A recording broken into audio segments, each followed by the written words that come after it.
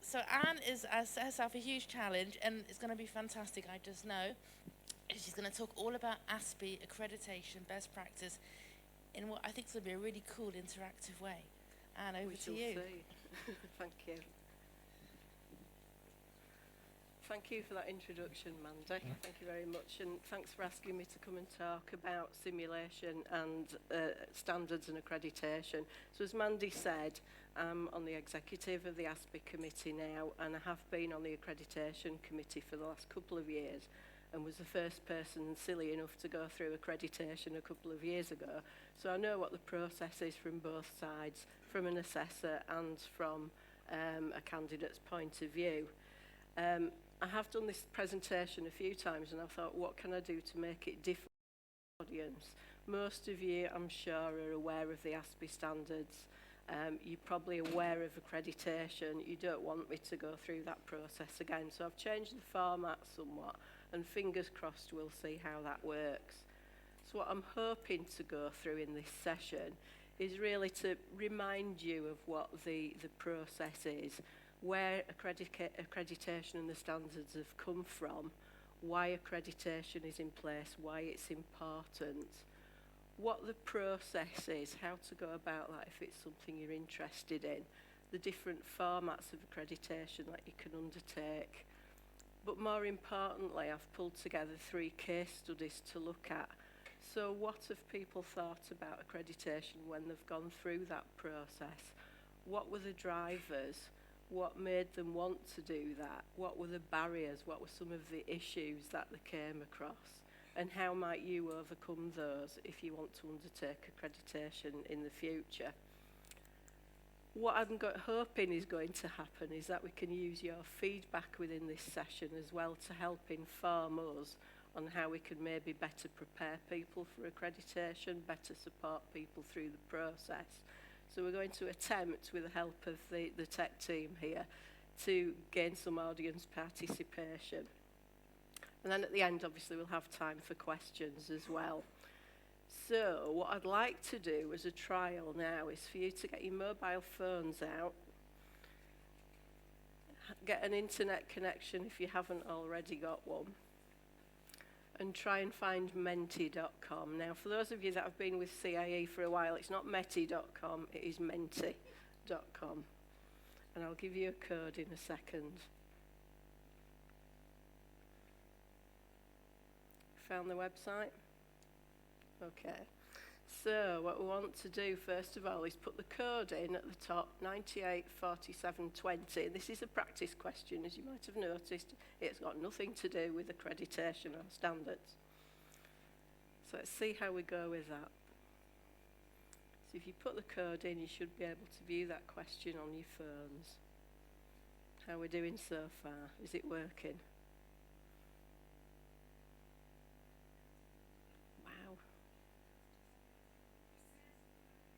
It's definitely working. What's wrong with poor old Tiger?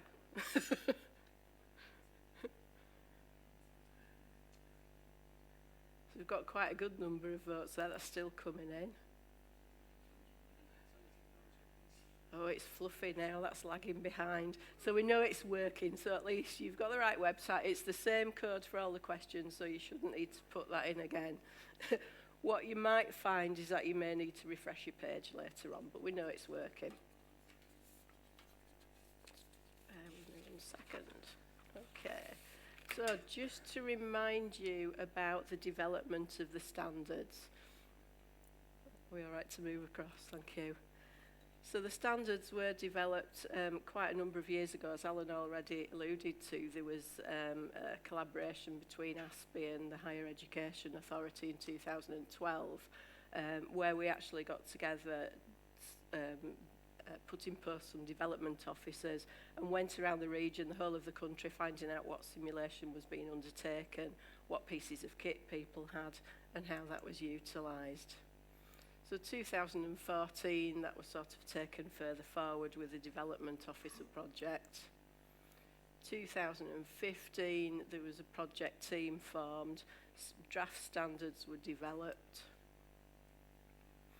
A consultation phase then for a couple of years, 2015-16, so the standards were sent around the area again.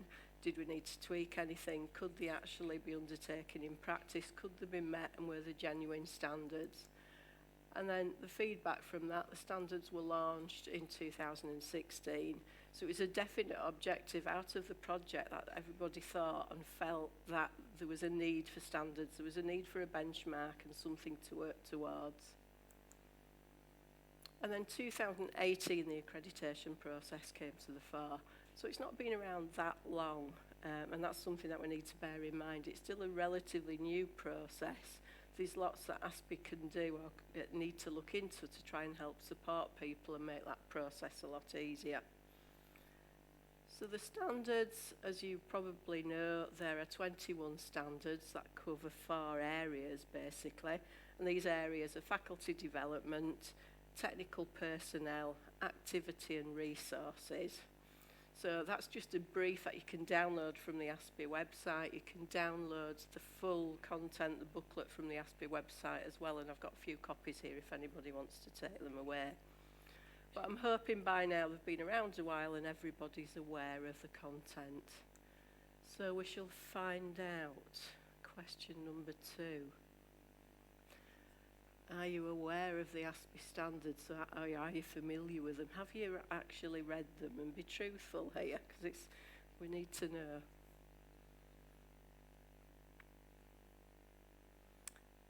I can assure you these answers are anonymous, so nobody will come chasing you afterwards.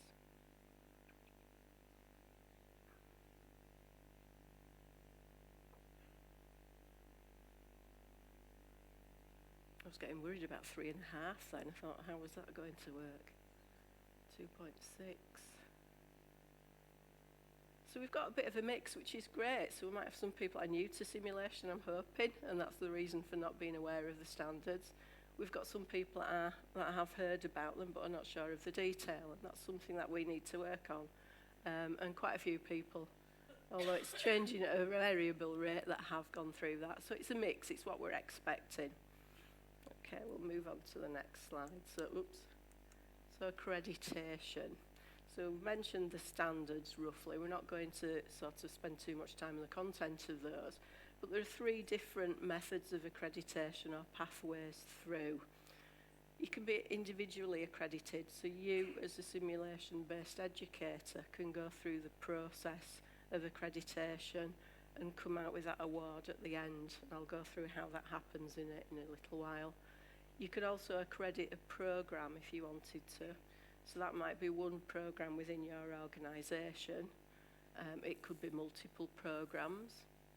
Or it could be organisational accreditation. And that organisation doesn't have to be the whole of the organisation, if that makes sense. So if you are a simulation centre within a hospital, for example, it's not the hospital trust that are going through accreditation necessarily. It can be just your centre. And the process for these are really, first of all, to let ASPiH know that you're interested so we can help support and support individuals and organisations through the process. And then there are application forms on the website that you can download. And I would strongly recommend having a look at those because you can use them to map your experiences and your current situation against the standards, identify where the gaps are, build those sort of, plug the gaps basically, so build them into your PDRs, etc. Look at how you can strengthen your role as an educator. The actual process then of accreditation is sending the completed forms into ASPiH with appropriate evidence. So it's like an arm's reach approach. We're not coming out to visit you, it is done remotely. I think the key to successful accreditation is making sure that you've done that mapping process prior to sending your application in and that your evidence is robust. And we're not looking for who can submit 1,000 pieces of evidence. We're looking for robust projects, maybe, examples of practice that map against the faculty development standards. For programme accreditation, it's a similar process, but we're looking more at the, not necessarily technical personnel, but the activity itself. So what is the activity?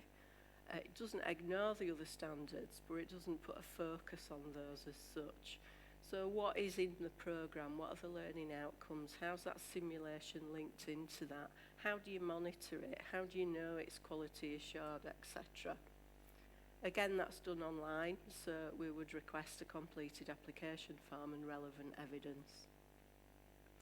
With the organisation, that's quite a large undertaking, as we'll find out when we go through the case studies. So it's looking at the whole process, the management structure, financial support, organisational culture, as well as who delivers simulation, how are they trained, how are they quality assured, etc. And that does involve a visit, usually from the ASPiH committee. There'll be about 3 members who come out and actually ask questions, interview technical personnel, for example, interview learners, interview the actual educators, and look through pieces of evidence that you can't easily send online. So that might be reviewing video footage, reviewing policies, big large pieces of evidence. And I think it's really interesting doing that as a reviewer as well, to see how other simulation centres work and how they tick. 2 of the key questions that we get asked are how do you undertake accreditation, which we've covered. The next question is, how much is it going to cost me? Is there a cost? Is there a charge? Since August last year, there is an administration fee. You do need to be an ASPiH member for all of these programmes, but the administration fee has been kept to a real minimum. So for individuals, it's £15. For programmes, it's £50. For organisations, it's £100. The organisations as well will be charged the cost of the visiting team coming to their organisation. So we can't put a price on that depending on where people are situated. One of the organisations that we have accredited was in Iceland, so obviously their costs might be slightly higher than somebody at Nottingham, for example. What I'd like to think about next is just to get your views on what springs to mind when we mention accreditation, because sometimes you can see eyeballs roll around the back of the head and, you know, what's in it for me sort of thing. So just spend a second or two just having a think about what springs to mind. This might be a really bad idea, so fingers crossed. We should get a word cloud appear at some point.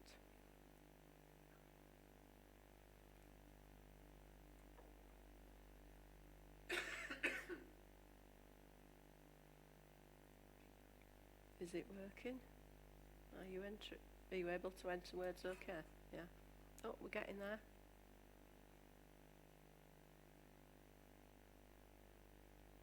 Well, that's reassuring. Quality is coming out at tops at the moment. So nice to see words like accreditation, standardisation, credibility, and I think we'll cover some of these elements later. But that is really reassuring. I know we've got cost on there. Hopefully that's not too onerous. I'm trying to catch anything negative on that word cloud, but there doesn't. Tedious is one. I think maybe the sort of trick with the tedious element of that is linking it in with other accreditation processes. So if you were a nurse, for example, and you're doing your NMC accreditation, it's not that much more onerous to also do your ASPiH accreditation at the same time. Some of the same evidence can be utilised. Praise, I think that's a good one. I think it'll come up in some of the case studies as well around feeling that you're valued. Making sure that you're doing the right thing, reassurance that you're delivering simulation to a relevant standard. So that is quite reassuring with what's coming up on there. So we'll move on slightly from that. So achievements to date, I thought it'd be useful for you to see how many people we've got going through the process, where they're from, what their issues are, etc. So at the moment we have 7 individuals who have gone through accreditation. 2 are from Hong Kong, so we've gone wider than the UK, and it's really good to see that there's a lot of interest around the world. It's not just within the UK that are going through accreditation. So 2 individuals recently from Hong Kong, the other 5 are from the UK. We have one programme that's gone through accreditation, and I'll talk more about that. It's quite a complex programme when we come on to the case studies. So we know that process works, but we'd still like more people to come forward to go through that process so we can make it more robust. 4 organisations have gone through accreditation, and one of those, as I've already mentioned, was in Reykjavik. So it was a real pleasure to go out and do that assessment over there, and we had a great day. We had a great day off and saw lots of around Iceland, so that was a really interesting visit.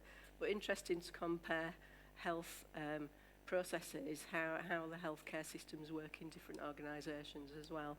So they're different issues to us, but at the end of the day, they did manage to come through successful accreditation. We've got 3 individuals currently in process, so what happens when the applications come in? We identify who's going to be reviewing those applications, and usually there's a relatively quick turnaround of about 2 weeks. So 2 individuals will separately review those application forms. They'll then come together with the rest of the accreditation committee, and a decision will be made. What usually happens is initially that individual or whoever's wanting to accredit the programme or the organisation will get constructive feedback. So it's normal to get constructive feedback first rather than a decision of yes, you've been successful, no, you haven't. And I think that's worthwhile remembering if you're thinking of going through the process yourself, because you're not going to get an answer straight away. You're likely to get a lot of information back about how you can strengthen that application and take that forward. And then usually we'll give about 3 weeks to review that application, make any changes, and then make a decision. So it is a committee decision. It's not down to 1 or 2 individuals.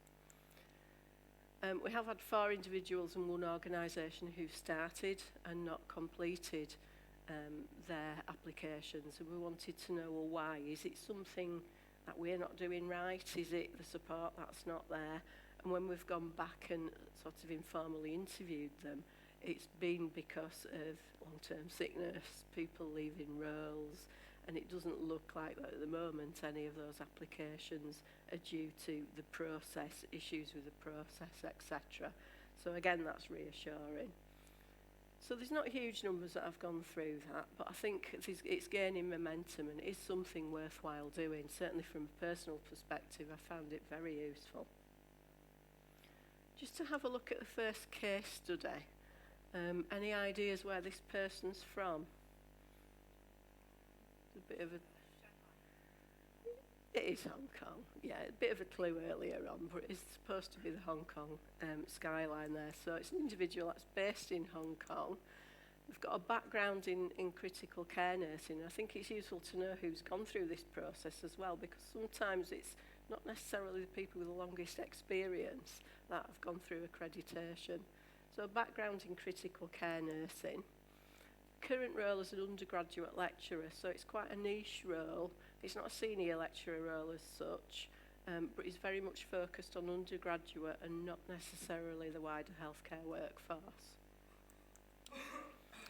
And they'd only been involved in simulation for 2 years, so a relatively short time. I mean, I've been involved in simulation 9 years, and there's so much more that I need to learn, so 2 years is quite limited.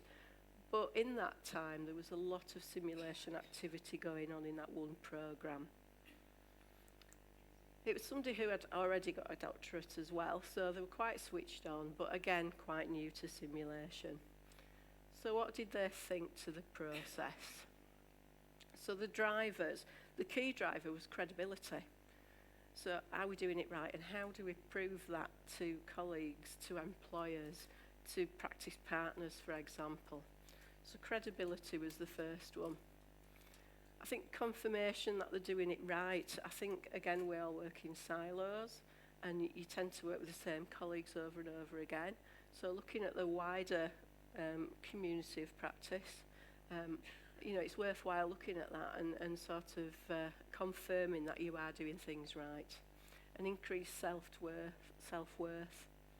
So I think often we do think about the learners, we do think about patients, which is quite right, but we often forget about ourselves. And it's thinking about that. How can you sort of boost your credibility and self-worth? And this is one way of doing that. Obstacles, surprise, surprise, time is top of the list. Finding time to do it, or imagining that it's going to take ages to pull this accreditation package together, and it's not always the case. It's not quite as bad as you first think, honest.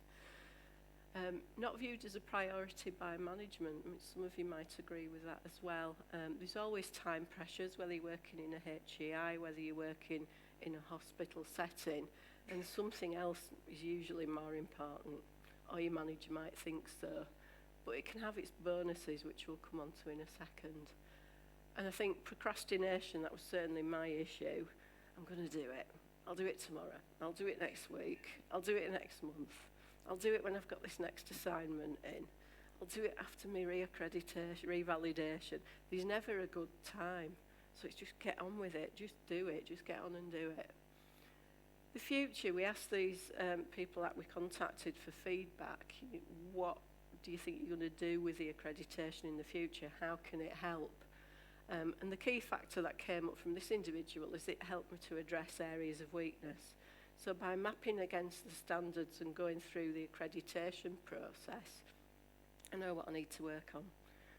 And even when you get a decision about accreditation, you will again get feedback on what do you need to do for next time, because it is on a 3-yearly cycle, so you do need to go through the process every 3 years. But you get advice and suggestions on how you can strengthen your application again next time. The thinking about organisational accreditation, so there's no right or wrong way to approach this. This is a question that we do get asked quite commonly. Should we go through organisational accreditation first and then the individual educators? Or do we accredit the individual educators first and then the organisation? There's no right or wrong way. It depends on what works best for you. When we go out and do organisational visits, we do look at the individual educators and what preparation they've had. But it's not in the detail that it would be for individual accreditation, where it is looked at. Being selfish, I think, in a way, is the next point. So if you go through individual accreditation and you were promoted, went to work elsewhere, you take that award with you.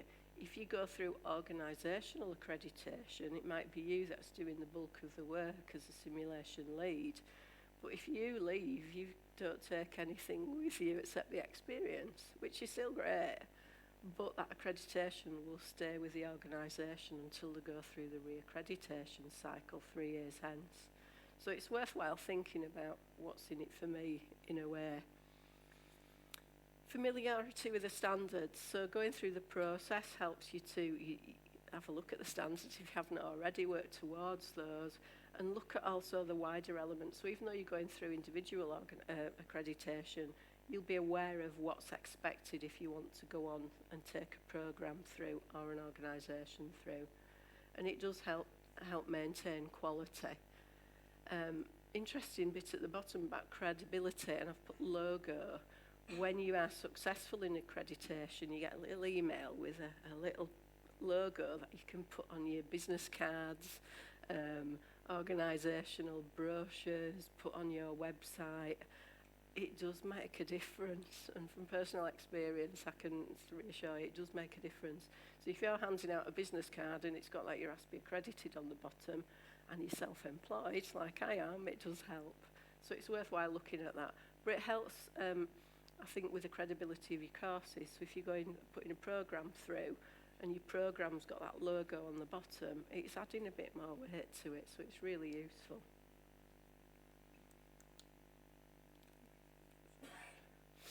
Okay, on to the next one. So the next question for you to have a go at now is, from a personal perspective, what are the main barriers to undertaking accreditation? You've got a possibility of putting 7 answers on here if you wish, and try and rank them in order of priority. So what would be the biggest barrier for you?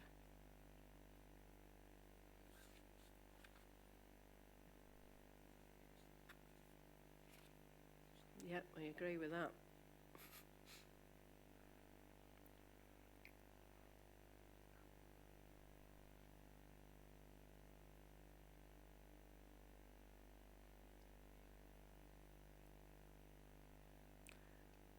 I don't think there's any surprise there, is there, with time? I think that's what we're expecting to come out top. I wouldn't necessarily see limited experience as a barrier. It's just sometimes a matter of gaining more experience and maybe going for accreditation further down the line. Procrastination, yeah, like I say, that was my biggest issue, and it's just a matter of biting the bullet and getting on with that. Unsure of the application process. Again, hopefully we've briefly touched on that, but if anybody's got any questions later, I can go through that with you. So I think time, yes. If I hold my hand up now and tell you that it took me 2.5 weeks to pull everything together, that's not a huge amount of time. I think it's knowing what you need in advance, thinking about what work and what evidence you've got for other things that are already there. So you're not going out and doing work to write it up and use it for evidence. It's things that you're already doing.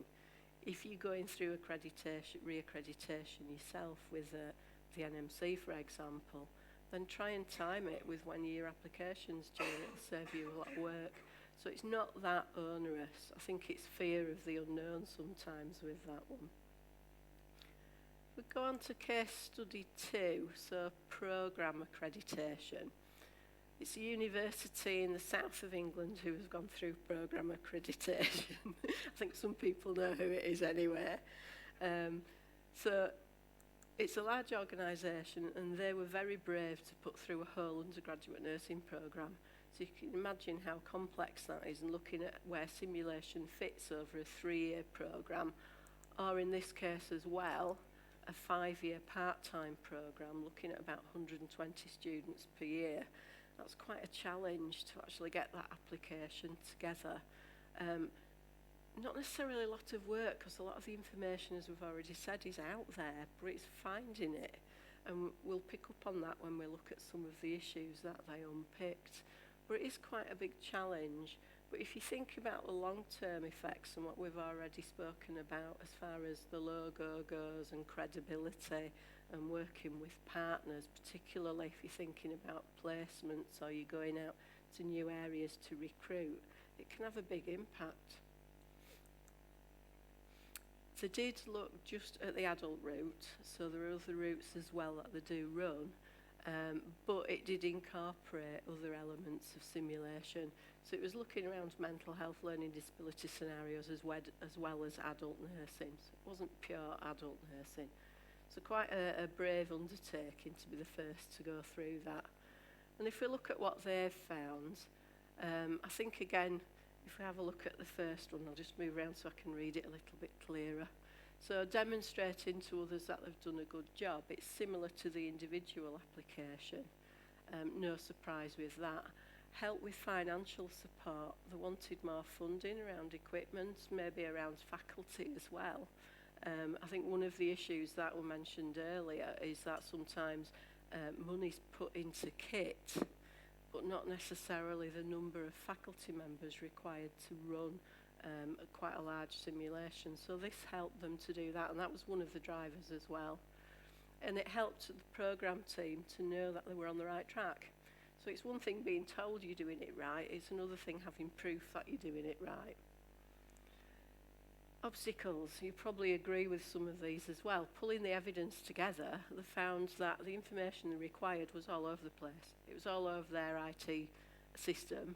So trying to get, policies, the numbers of people that had gone through the simulation centre, for example, it was difficult to try and find that. And there wasn't one central place that they could go to, and that's what they spent quite a lot of time on. So the information was there, but who to go to and how to get that in quite a timely manner was a bit of a challenge. And waiting for others for information. Again, if you're in a big organisation, you might not know directly who to go to. You might go to one person who then has to go to somebody else, etc. So it was a challenge trying to get that. And I like the comment at the bottom about other people wondering what they were spending all the time on. So why is it taking you so long? It wasn't the process, it was the finding the information that I knew were there and collating it. So the future, we've already mentioned about recruitment. It has helped with recruitment. You can see why that may happen. It helps with their simulation portfolio, if you like. So they're finding it easier now to actually find placements for students. They're getting more interaction from placement providers. It's easier to find faculty to help, so clinical faculty to come on board with the simulations, because they've got this award, there's proof there that they're doing a good job. It does encourage others in the university as well to follow suit, so they're finding now that postgraduate courses that maybe weren't using simulation a great deal are looking to them for advice and how can they incorporate into their programmes. So it's been quite a challenge, but there's lots of bonuses coming from that.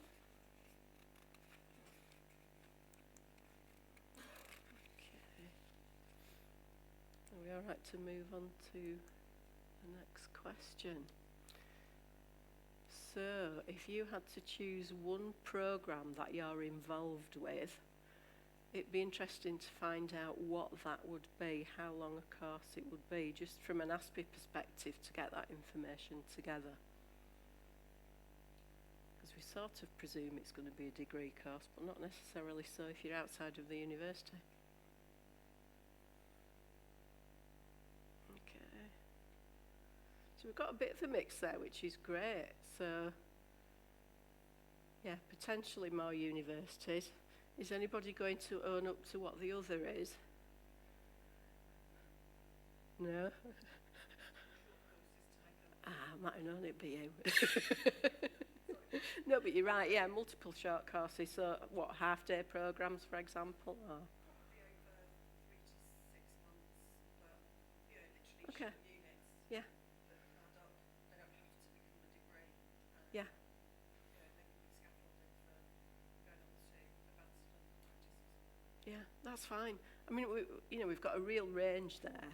I wouldn't necessarily say it's easier if your course is shorter to go through the accreditation process, because the paperwork and completing it is the same, but you're probably going to have less information to gather and pull together.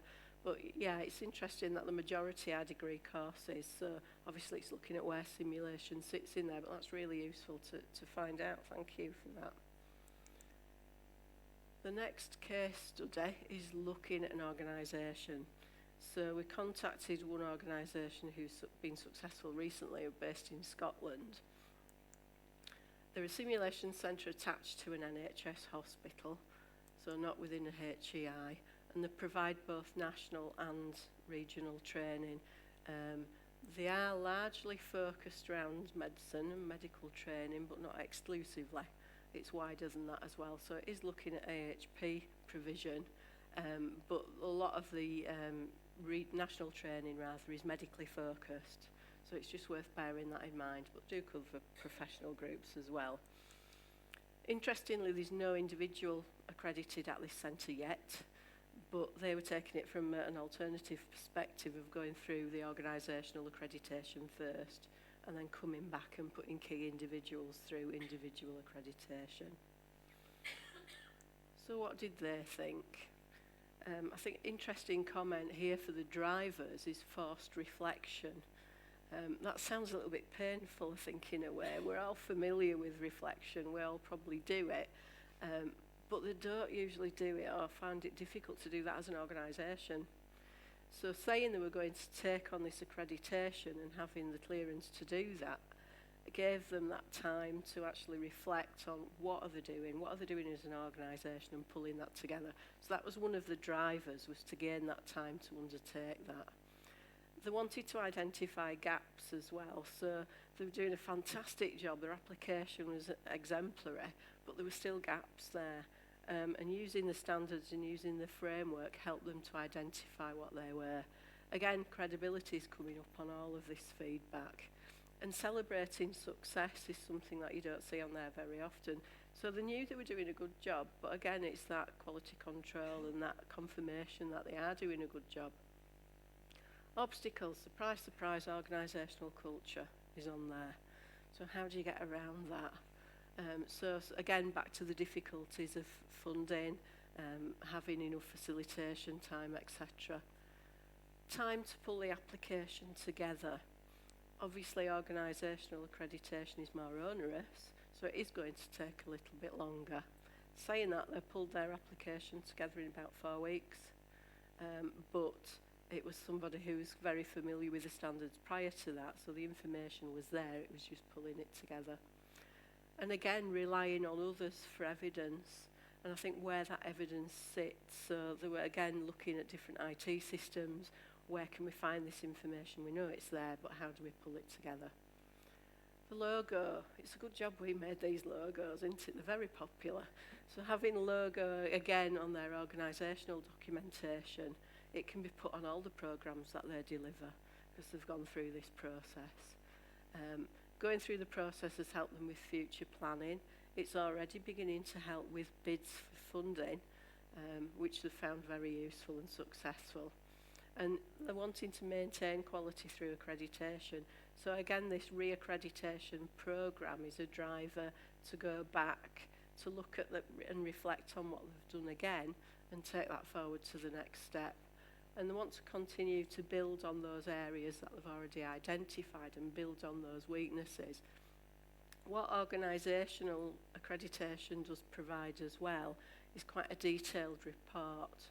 So rather than an individual going through that and getting some feedback in an email, they will get quite a detailed report on every single standard in the ASPiH document, on where they're at, what they can do to improve, what they should prioritise, examples of how they might take that forward. So that document has been used already to help put a bid in for some more funding, because it's showing that, you know, ASPiH as an organisation have suggested the need to make those changes. So it just carries a bit more weight to it. Okay. So we'll try the other slide again. So thinking about organisational accreditation now, what would you be wanting to do as far as organisational accreditation goes? Would it be a sim centre that you'd be involved with that would go through? Is it a hospital environment? Is it industry? Are you a simulation equipment provider, for example, that wants to go through that provides education as well? So again, majority through university. So no surprise, seeing as it's the education day to day, but that's reassuring. Private training provider as well, that's great. That's very interesting. So very much universities, but it can be any organisation. So it's thinking outside the box as well. If you've got multiple roles or you work across different organisations, don't just think about the one that you're working in the majority of the time, but where else might this benefit?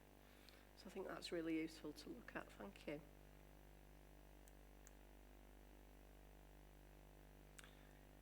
So I'm just really going to summarise quickly. So the accreditation standards do provide a common language. They do provide a common set of expectations, and it does highlight best practice. Personally, working through the accreditation process, I found it to be a real bonus because you don't always take that time to reflect in detail. You don't always, or you're not always aware of where your areas of weaknesses are. Certainly when I went through it, you had to prove that you were delivering debriefing sessions appropriately. But I got feedback about how I could improve that. So it wasn't just about, yes, you're doing it okay, but the feedback will, have you thought about using this model in this situation?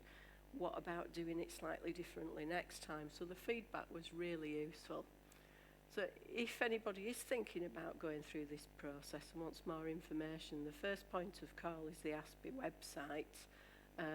If you want any particular information on an individual basis, then please contact accreditation@aspih.org.uk and we'll put you in touch with the appropriate person to speak to.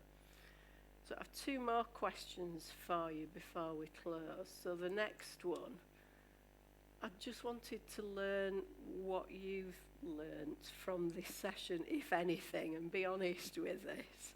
This might really be asking for trouble putting this question in the presentation. But what have you learnt?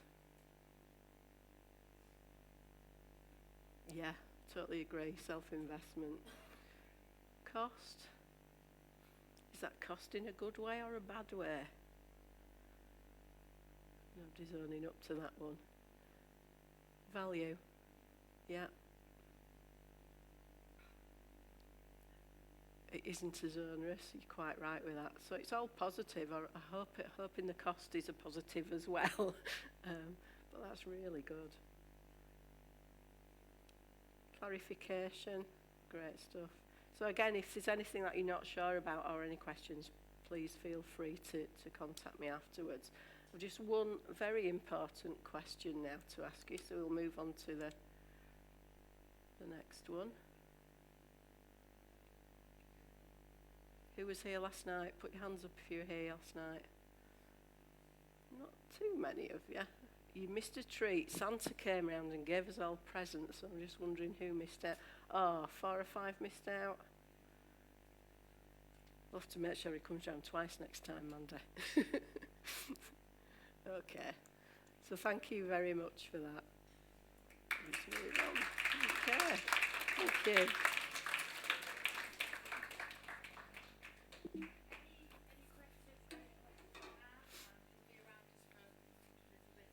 Yeah.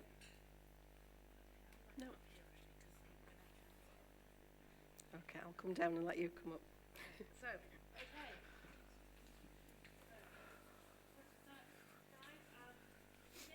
We're good to escape. Just a couple of thanks. A huge thanks to Trent Simulation. They have done a phenomenal job. So, huge thanks to them.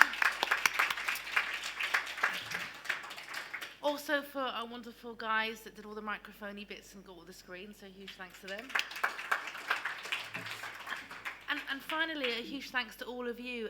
HPSN, the N is all about networking. So whether you've been a delegate, you've run a workshop, presented an e-poster, an oral short paper, just asked great questions. This is all about for you guys. So next steps, my homework is I have to write to every speaker to see if they will release their slides. Sometimes people like to just change a couple of things. And if so, they'll go onto the wrap-up site. So Jamie will send an email, and on that email will be an online evaluation form. We do make changes to last year. I got lots of comments that the short papers weren't chaired. We sort of let people, but this year we did put chairs in, so we do actually take action. Also how to get certificates of attendance. Jamie has who came to which day, so he can issue all of that, but that'll all come out probably in about a week and a bit, only because I'm traveling a little bit at the weekend for CAE business, so I just need to get myself a bit organised. But can I say a huge thanks. Tweets, there's been some great tweet activity and CAE have been retweeting. So can I say on behalf of the whole CAE family, I think the chaps are already packing up because they've got quite a long drive to go. Can I say a very safe journey home, and we are in December, so a very Merry Christmas.